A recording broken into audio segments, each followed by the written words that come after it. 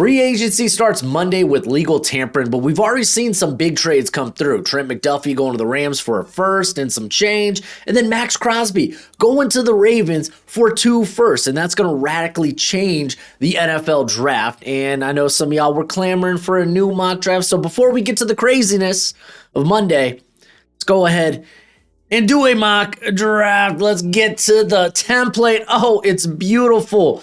Las Vegas Raiders, we're going Fernando Mendoza, quarterback out of Indiana, new franchise QB, new face of the place, and we're going to get another pick here at 14 for the Raiders. And full disclosure, I'm just going to go by what I would do, looking at my big board, who are the top guys there. That's going to really decide my decision-making for this one, because this was a mock draft I kind of just whipped together. New York Jets, where the draft begins. Pick 2. I'm going to go with my number 2 prospect, Ruben Bain, edge out of Miami. I'm going to wait out.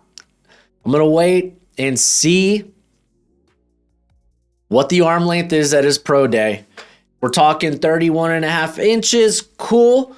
I'm willing to take you high.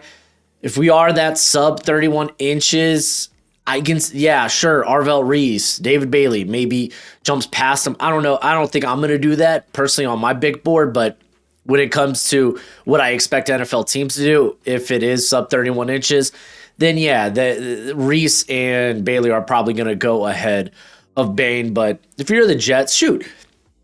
Thinking Aaron Glenn, he saw what a sub 33 inch, and I know it was like 32 and some change, but a sub 33 inch arm length edge rusher could do for your team, a la Aiden Hutchinson. All right, so we're here with the Arizona Cardinals. I know I put in the thumbnail Jeremiah Love, but if you see me on the X, on the Twitter, you know I ain't about that smoke. For some teams I am, but the Cardinals would not qualify as one of those teams. I just would want to take a premium position here. This is a team that's still in need of pass rush. We have Arvell Reese. We have David Bailey here. Some people would say flip a coin, take who you like. I'm going to lean with Arvell Reese just because he's a freak athlete, a really good athlete at that size. Yeah, it's linebacker size, but he's got the 32-inch arms, 32 and some change. He's pound for pound exceptionally strong. He can defend the run. That's something he's kind of got over David Bailey. So I'm going to take him to play opposite of Josh Sweat. And then we got the Tennessee Titans. Man, and the Tennessee Titans and I guess their fans and whatnot kind of started this Jeremiah Love discourse I've been having recently. And I'm just going to stand by it. I've never really liked the idea of taking a running back in the top 10 unless you have an offensive line that can facilitate it. Latham and Moore are adequate tackles at this juncture. Still trying to figure it out with Latham. Moore, you kind of know what you got and you overpaid for it. Peter Skoronski, best player on their offensive line, but you got holes at center and right guard. In my opinion, you're not ready to take a highly drafted running back. And looking at the history of first-round running backs, typically they go on to mean more to their team in the wins category on their second team. So if I'm the Titans, go ahead and if you really want to run it back that bad, trade for one, sign one. I want set pick 4 on fire by taking one. Instead, I'm going to take David Bailey, get some pass rush. You might be like, oh, well, we just got Jeremiah Johnson. We got Femi up in there as well. But the third pass rusher, especially if you're going to take Bailey and be like, okay, you're going to be a DPR for now, but we'll decide things with Johnson. If it's not great, we'll let him go. We'll just kind of let him walk, get that compensatory pick and whatnot. But the third pass rusher with a solid team is getting 500 snaps or more. Think Bryce Huff. Valuable role. So I'm going to go with David Bailey here, especially this is a team that's not going to run a lot of stunts or not a lot of blitzes, especially Gus Bradley. Typically always at the bottom of the league when it comes to his blitz rate. You need your front 4 to win. I think David Bailey helps accomplish that. We love the NFL draft, and now my draft guide is available for purchase. It comes with over 500 player backgrounds and close to 300 player evals. It updates throughout the whole draft cycle. So when I add a new eval or I change my rankings, you're going to be the first to know. It's going to have all the pro day and combine numbers along with analytics. And it's a Google spreadsheet for right now. So you have to include your email with the purchase, but we will be switching over to a website at the end of the year. And if you get it now, it's going to be cheaper now than it will be later. It's a great way to support the channel. And as always, much appreciated, much obliged. Now we're here with the New York Giants, who are also getting Jeremiah Love buzz. And I almost like that less than for the Titans, right?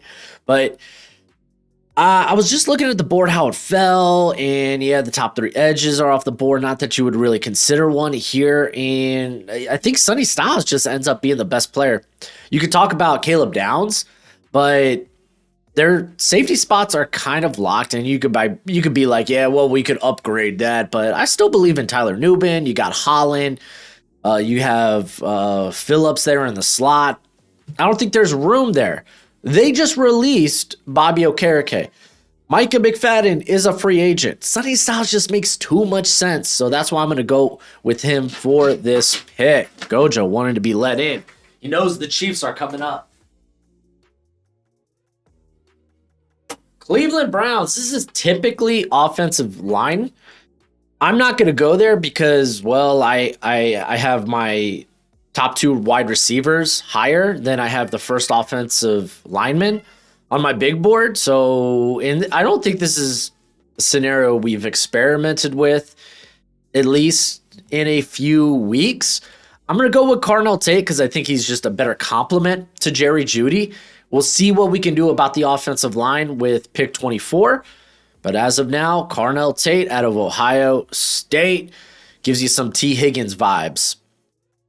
Washington Commanders, you're really hoping for one of those pass rushers to fall. In this scenario, they did not, which means, okay, is Caleb Downs still on the board? He is. Great. We're going to take Caleb Downs, safety, out of Ohio State. I think Sonny Styles would also be a good pick here. You could talk about this as a Jeremiah Love landing spot, but I think the defense is just in such bad shape that maybe you prefer to go with a defensive prospect. You also, I mean, you saw some good stuff from Bill Krosky Merritt. So, I mean, there is that, but yeah, no, I think I want to address the defense first and foremost, which means it's the New Orleans Saints. You already know what we're doing. They have an offensive line, I think, that can facilitate taking a running back high. It'll help take the pressure off your quarterback. They have 2 of the best young tackle tandems in the NFL. That's better than what the Titans have right now. They have one healthy, one of the better centers in the NFL in Eric McCoy. Cesar Ruiz, fairly solid. Just kind of got to figure out that left guard spot. To me, Jeremiah Love actually makes sense. It'll also allow you to get off of Alvin Kamara's contract. Well, next year you could get off his contract. He kind of wants to retire as Saint, or at least that's what it sounds like. So I don't know. I guess we'll find out. But let me give a quick shout out to our friends over at Underdog Fantasy. Go ahead, download the app, open up your app store, download it. Download Underdog Fantasy, sign up with promo code BROSHMO. They match that first deposit up to $1,000. Dues is the best place for weekly best ball, or my favorite higher lower on player stats. Just because the football season's over doesn't mean your season is over. So get in on the action over at Underdog Fantasy. Remember, it's promo code BROSHMO, but as always, play responsibly and play within your means. Pick 9, Kansas City Chiefs. One of 2 picks. We're going to be picking again for them at 29, right? Yeah, 29. And again, I'm going off my big board, and my big board says Mekhi Lemon.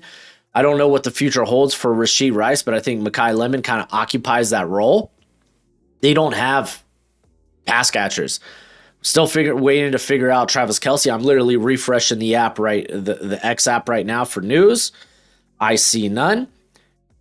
Oh wow! Actually, Zari Franklin got traded. Okay, to the Packers. Okay, that's a move that happened. But if you look at their pass catchers right now, it's Xavier Worthy and it's Noah Gray. Maybe we get more Jalen Royals. That would be awesome. I loved Jalen Royals coming out, but Makai Lemon is my top prospect currently on the board. He fills in on that Rashid Rice role. I don't know what the future holds for Rice and the Chiefs, so we're just going to go ahead and move on from that. The Bengals are in a bad spot. Some people like Dylan Thiemann. I don't have him this high where I would consider him over one of the top corners. You could talk about the defensive tackles. I don't have any of the tackles this high to take them over one of the top corners. I know Bengals fans hate this. They're like, hey, corner's kind of one of the positions we have figured out. But I think with Mansour Delane, at least his flexibility to be able to play in the box, to be able to play in the slot, to be able to play out wide, he fits Al Golden's scheme really well. I think it's just, personally, I'd probably want to trade out of this spot. I'm not doing trades in this, so I'm going to have to stick it and pick it. So I'm going to go with Mansour Delane, even though I love the player. I just don't love that it's kind of a position I feel like the one thing on defense they don't need to address. Fins up, baby. It's my Miami Dolphins. They're here. They're on the clock. And Gojo wants out. He was like, I saw that Chiefs pick and I'm done. I'm done. So, Jermon McCoy is probably my top player. Well, no, Francis Mourinho is my top player on the board. But Jermon McCoy would be a consideration. It's a new regime. You probably don't want the first pick of your regime to be someone coming off an ACL injury. So, I'm going Francis Mourinho. He plays right guard right off the bat for the Dolphins. Dallas Cowboys. Cowboys fans, not going to like this because I just said Jermon McCoy, currently my top player on the board. And they don't like the idea of taking another corner coming off of injury. They did it with Siobhan Revel, who, to be fair, ends up being a third-round pick. But Jermon McCoy, to me, until he tests out, I'm not going to drop him. Some people are of the opinion, until he tests out, I'm not going to raise him on my board, which is fair. It's completely fair. To me, top player on the board, 2024 tape, outclasses any other corner in this class. They specifically, they just need defense. You could try, what are you going to tell me? Oh, what about one of the edge talents here? No, they're not, they're not close here. This is kind of I would want to trade out of this pick if I'm being real, if I'm being serious, but no trades. We're going Jermon McCoy. Los Angeles Rams. I get to do a pick that I love doing for the Rams. They got Trent McDuffie. They brought back Cam Curl. Yeah, you could grab more corners, but we just saw the top two corners come off the board. So I'm going to go with Omar Cooper. They've been looking for that yak, that after-the-catch threat. They tried to get it with Tutu Atwell. They tried to get it with Jordan Whittington. They will get it here with Omar freaking Cooper. I love it. I love it. All right, we're back with the Las Vegas Raiders. No Ruben Bain. I know what the thumbnail says, but man, hey, typically I do 2 truths and a lie in my thumbnail. This time I did 2 lies and a truth. I'm flipping it up. I'm keeping you on your toes. I'm just going best player available again. To me, that is Vega Iwani out of Penn State, the guard. They are probably, especially with some of the moves that have just happened. You saw Connor McGovern get re-signed. Tyler Biotish ends up going to the Chargers. I think the Bears traded for Garrett Bradbury. You already see some of the centers get moved. Tyler Linderbaum feels like a very obvious landing spot. You'll have Jackson Powers Johnson on one side. I think Iwani kind of hopefully completes that offensive line. You saw good things at tackle from Grant, Charles Grant. There we go. And then you also have Caleb. Why am I blanking on his name? Caleb. I want to say Douglas, but that's this draft. Ironically, both Texas Tech players. So, hey, don't get on me for misremembering. I mean, dude, this was like a lifetime ago. Last draft for me. Of course, they still got Colton Miller there, but Caleb Rogers. There we go. DJ Glaze, you could maybe kick him inside. I mean, there's a lot of things they can do, but I think just ensuring that your franchise quarterback has protection goes a long way. So I'm going to go with Vega. Tampa Bay Buccaneers, best player on the board right now is Kenyon Sadiq. Caden Auden is a free agent. That's the place to go. It would be cool if there was an edge here. There's not. It'd be cool. Some people might be like, well, defensive interior, I have Sadiq higher by like 5 to 6 spots. So he's the guy that I gravitate to. So we're going to go ahead and snag him there. We got the New York Jets. First pick was Ruben Bain. And then, we got the questions of arm length, but we don't have the questions of health. So let's go ahead and just keep adding more question marks. I'm sure Jets fans love to hear that. Hey, just blame it on me being a Dolphins fan. But I mean, you could argue that these are the top 2 players at their position.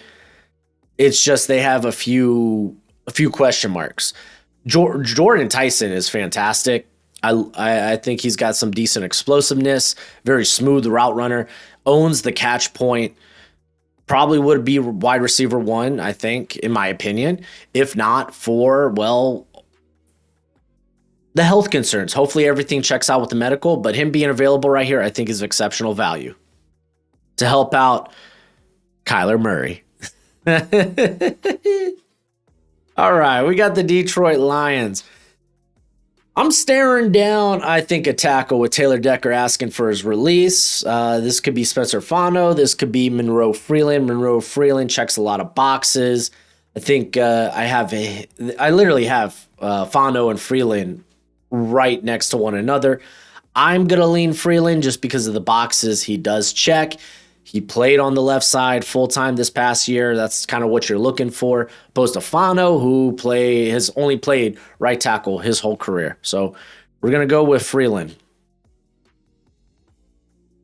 Minnesota Vikings. I know this is a favorite landing spot of Dylan Thiemann, but I have the defensive tackles. I have at least 2 of them rated higher than Thiemann. Sorry, not sorry. That's just how the cookie crumbles. This guy doesn't get a lot of first-round love, and it's kind of surprised me because I think he's one of the safer floor prospects in Christian Miller out of Georgia. The pass rush win rate was better than Peter Woods and Kaden McDonald this past year. It might have been on par with Lee Hunter. Lee Hunter was really good rushing the passer. Let's see. We have Christian Miller with an 11.7% win rate. Yeah, it actually was better than Lee Hunter at 10.6%. It's just in that Georgia offense or defense, he's asked to do a variety of different things. Georgia's very well known for being protect the run or run contain before you go and get after it as a pass rusher. Last season was kind of it was 2 stories. It was the first half of the year and the second half of the year. Second half of the year, Georgia's pass rush came alive. A lot of that had to do with Christian Miller. He came in, 33-inch arms, a huge wingspan, and he's up to 321 pounds. I love it. He will be 22 to begin his rookie year. Only Peter Woods is younger, and Peter Woods he's got some question marks. So I'm going to go with Christian Miller. Especially for a team that's about to release Jonathan Allen and Javon Hargrave. Carolina Panthers, in my opinion, you keep swinging on edge until you get it right. And the pass rusher I like here is a very high floor player in TJ Parker. I think some people are lower on him because of that, because he didn't take that next step as a pass rusher this past season. But he's got the toolbox, just needs a little bit more polish in that regard. I would like to see a little bit more success with the plethora of pass rush moves available to him, but he's going to be a 3-down player. I'm going there. And then we got the Dallas Cowboys. Maybe I could make right with this pick, Cowboys fans. Maybe I can make you happy if I made you unhappy with Jermon McCoy, because I'm going to take Dylan Thiemann. To me, he is the top player on my board at a position of need for the Cowboys. I know that they typically don't draft safety highly, They don't even sign safeties to lucrative contracts. But Dylan Thiemann, he immediately comes in. He could wear a lot of hats for you, but he also brings great ball skills. So I like that draft for the Cowboys. Thiemann, and then you get McCoy. You kind of radically change the secondary. Preferably, I think you get a trade down at pick 12 and maybe acquire a day 2 pick because currently they are without. So we'll see. Pittsburgh Steelers, Ty Simpson. Ha! I joke, I kid, but there's not a ton of great options here. Like Fano, but no, what's he going to really do for the squad? Maybe CJ Allen. To me, that's still a little high. You don't really need defensive interior right now. So you could talk about corner, but even that's a little high for me, though Avion Terrell is someone that's slowly moving up my board. I think the best player available would probably be Denzel Boston. You might look at the size and maybe the lack thereof elite speed and be like, okay, well, what does he really bring this squad? And it's like, well, no, he can win at all 3 levels of the field. He's going to be a perfect back shoulder guy for Aaron Rodgers or whoever is going to play quarterback there. And he does have some good launch speed to where he can separate. He's not just going to be a contested catch guy. And even if he is just a contested catch guy, he's got some strong hands. So I'm going to take Denzel Boston to the Pittsburgh Steelers. Spencer Fano being here for the Los Angeles Chargers, it's just kind of a dream. You're going to move him into guard. You brought in Tyler Biadasz to play center there. Fano, wonderful athlete. If injuries hit at tackle, you could kick him out to tackle. I think he's just too good to pass up at this juncture. All right, we're getting some variety in this draft. I like it. At first, I thought I felt really plain Jane with the top 9 or 10 picks, but we started to get a little crazy. I like it. We are going off my big board. So, yeah. There's going to be some picks that you see in here that you typically don't see in other mock drafts. Philadelphia Eagles, pick 23. They just extended Jordan Davis to a very lucrative contract. Yeah, there's not a tight end to take here. I think they're probably going to go via free agency and at least bring in 1 or 2 people. So I look at Keldrick Falk and I'm like, okay, if I'm looking for Brandon Graham, guy that is going to be a really good run defender and is going to bring a high motor and maybe the pass rush develops, you're losing Jalen Phillips.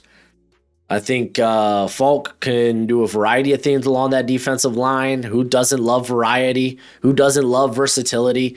So I'm going to go with Keldrick Falk at pick 23.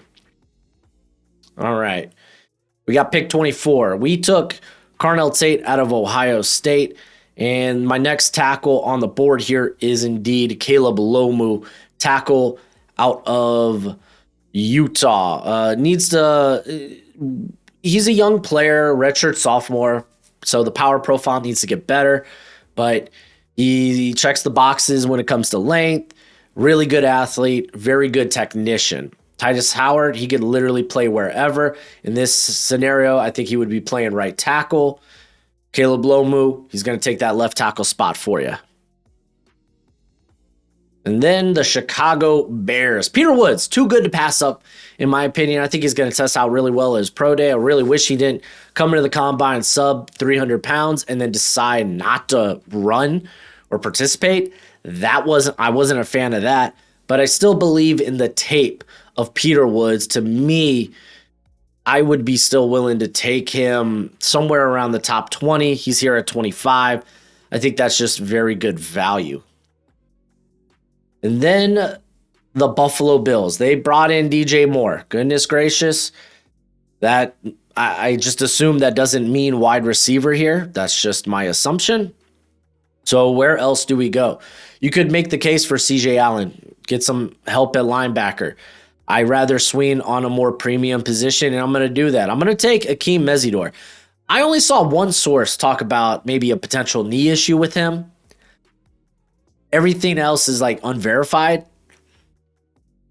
So hopefully the medicals check out. I get it. He's going to be 25 at the beginning of his rookie year, but we're drafting him probably not to extend him, but for him to come in and immediately play some sort of significant role as a pass rusher opposite of Gregory Rousseau. That's the plan. So here we go. Akeem Mesidor to the Buffalo Bills. San Francisco 49ers. We're going to think outside the box here. They're going to figure out something with Trent Williams. I don't think he's going anywhere, but never say never. I think this was one of the worst pass rushing teams in the league last year. You're going to get your edge rushers back healthy. So I think you maybe go to that interior. I know that they double dipped with CJ West and Alfred Collins. It doesn't mean that you're done there. Caleb Banks has the freaky frame and athleticism to be a top 20 pick. What he lacks is production. You bring him in here and you're like, okay, let's get that mean pass rusher that can really help us in our pass rush hit home consistently. So I'm going to go with Caleb Banks. Might be an interesting pick. You let me know, San Fran fans. Houston Texans. This is offensive line all the way, 100%. What I'm going to do, though, I'm going to take the best player off of Oregon's offensive line last year, Emmanuel Pregnon. Play him at guard. Do they bring back Ed Ingram? We'll see. Even if they do, well, shoot, Titus Howard is gone. And they traded Juice Scruggs to Detroit. They need to. They need another guard, regardless. At tackle, they brought back Trent Brown. They are still developing Blake Fisher. We could always circle back to tackle if you really want to at the beginning of round 2. But I'm going to take Pregnon, try to plug some holes on that offensive line. Pick 2 for the Kansas City Chiefs. We took Mekhi Lemon. Avion Terrell's here. This is about the range that I have him in currently. He just brings that Spagnuolo just type of mentality. He's gritty. He's competitive. He'll get in the face of anybody. His measurements and what he weighed in came in much better than I thought they were going to be. So I'm down for Avion Terrell at this pick. Not necessarily a replacement, I'd say, for Trent McDuffie, but how are you going to replace the top 10 corner in the league? You just got to take swings. And I know Chiefs fans would be like, well, man, blah, blah, blah. We need pass rush and whatnot. Dude, pick 9. What was available to me? Sure, make the case for Mansour Delane, and then we're sitting here at pick 29 looking at, what, Derek Moore, Zion Young, maybe Malachi Lawrence. So I don't know, man. I don't know. If you're the Chiefs, if you're a Chiefs fan, just let me know what you would do differently. Don't just tell me you don't like it. Tell me what you would do differently. Give me a solution. Denver Broncos. CJ Allen's on the board. He's one of my higher players still left. So it just kind of makes sense with you got Trinad and Singleton, free agents. Greenlaw, can he stay healthy? Hopefully. But yeah, we're going to go with Allen. Linebacker 2 in this class for me. And then we got the New England Patriots. I thought about maybe a pass rusher here, but the higher player on my board is KC Concepcion. Are you a little worried maybe that's too close to Kyle Williams? But then you're also like, well, they did release Stephon Diggs. I just kind of want to take a shot at a receiver to come help Drake May out. Ultimately, that's what I went with. Hopefully, maybe they address pass rusher in free agency. Again, free agency, it's going to clear up a lot of questions when it comes to the draft. And then the final pick here. It's the Seattle Seahawks. I think I need to move the screen for y'all so you can actually see the pick. Here, we'll move it like that. There we go. Seahawks fans, they adamantly hate going a corner here. And to be fair, some of the top prospects here, it's like Caden Proctor, Max Ihanachor. You could maybe sell me on Emmanuel McNeil Warren, but probably not. That's not the player I'm looking for with Kobe Bryant hitting free agency. There's not a running back in this class, sorry, that I'd take in the first round other than Jeremiah Love, and he's been long gone. So if we're looking at the corners, there's a big group that makes me believe that maybe one of them could fall in the second round, and you can maybe move up in the second round and grab them. It's going to be a group of like D'Angelo Pons, Keith Abney, Brandon Cisse, I'm probably Chris Johnson. I'm probably missing a few others there, but I think I'd rather go with an edge then if that's the case, because we got Derek Moore available here. That's a sexy option. We got Malachi Lawrence, who might fit the profile if you're looking to replace a Boye Mafe. I like Zion Young. Maybe that feels more like what DeMarcus Lawrence does, where he can play with his hand in the dirt. He's going to be really good against the run, and he just wins with grit. But I think he's a better all-around player right now than the other two. So that's why I'm going to go with Zion Young at a Mizzou, and that completes our mock draft. So you're going to go ahead. You're going to let me know what you think in the comment section below. Y'all know the deal. That's it for the video. Go ahead, do that YouTube thing. But as always, until next time, you be easy, my friends. Later.